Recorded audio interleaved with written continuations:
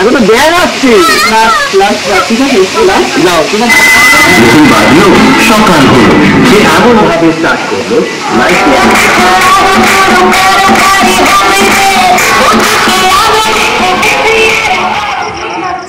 আরেকজন এসছে সাজুগুজু করতে। হ্যাঁ, আগে কে রেডি হবে? আগে দিদি রেডি হবে না বোনাই রেডি হবে? তুমি কি করেছো? হাগিস পরেছো, খুব ভালো করেছো।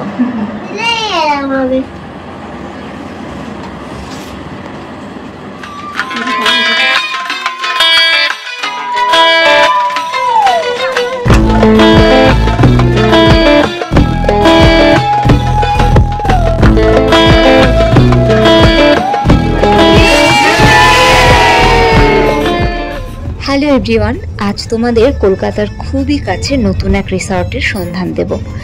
আজ আমাদের ডেস্টিনেশন ইকো ক্রিক পৈলান, ধর্মতলা থেকে যেখানে পৌঁছতে সময় লাগে মাত্র 1 ঘন্টা।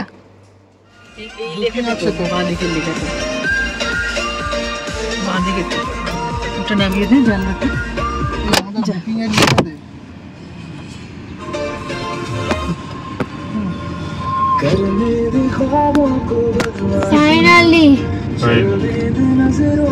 বিশাল জায়গা নিয়ে পড়েছে তো। এগুলো তো পৈলান ওয়ার্ল্ডে ঢুকে গেছি, তো বিশাল জায়গা, এখনো ওর ভেতর দিয়ে যাচ্ছি। এই যে এখানে দেখো, এই যে কটেজগুলো। ঠিক আছে, নো আউটসাইড ফুড অ্যালাউড। কোথায় যাবো? ও এখানে পার্কিং। ও রেখে এখানে আছে, ও রিসেপশন এখানে। আচ্ছা, বাড়ি থেকে রওনা দিয়েছিলাম 10:40-এ আর রিসেপশনে পৌঁছে গেলাম একদম 12টায়। সবার প্রথমে আমরা পৌঁছে গেছি, আর এখানে আমাদের আরজু আপ্পু বসে বসে ভাবছে বাকিরা সবাই কখন আসবে কখন আসবে। ট্রিপটা খুবই এক্সাইটিং হতে চলেছে, কারণ এখানে ছানাপোনা সহ কাজিনসদের গেট টুগেদার হবে। এই রিসর্টটিতে চেক ইন টাইম দুপুর 12টা আর চেক আউট টাইম সকাল 10টা। এখানে আমাদের 2 কিউটি পাই বুড়ি চলে এসছে। বড় কিউটি পাইয়ের নাম আরজহি আর ছোট কিউটি পাইয়ের নাম ঐশিকি। আর এদিকে আমাদের জলে দিদিদের আসতে একটু লেট হবে, তাই আমরা রুমের দিকে এগোচ্ছি। রিসেপশন থেকে রুম পর্যন্ত পৌঁছে দেওয়ার জন্য এনাদের টোটো সার্ভিস অ্যাভেলেবেল ছিল। আপাতত এখন এইখানে বসি, তারপরে এলে এরকম ঘরে এমনিতে 3 জন তো শোয়াই যাবে। আমরা টোটাল 5টা রুম বুক করেছি, যেটা হলো লেক ভিউ ডিলাক্স রুম 201 থেকে 205। আপাতত একটা রুম পেয়েছি, বাদ বাকি এখনো রেডি হয়নি।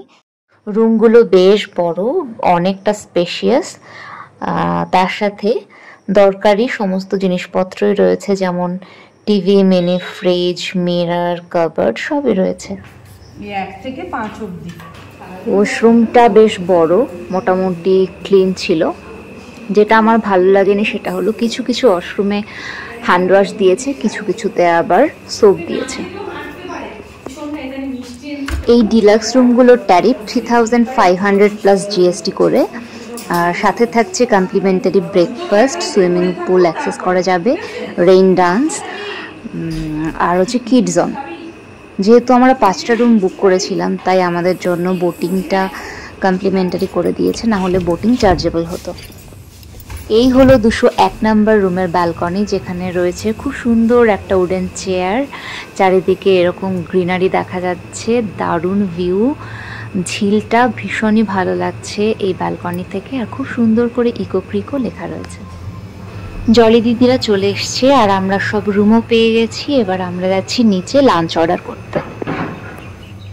এতক্ষণ খুদেদের টিম ইনকমপ্লিট ছিল, অদিত্রি আর জো এলো, এবার আসর পুরো জমে উঠেছে। লাঞ্চের ভিডিও আমার করে ওঠা হয়নি, তবে লাঞ্চ কিন্তু এখানে বেশ ভালোই ছিল। খাবার দাবার খুব টেস্টি, আমরা বাঙালি খাবার অর্ডার করেছিলাম আর প্রাইসও রিজনেবল ছিল।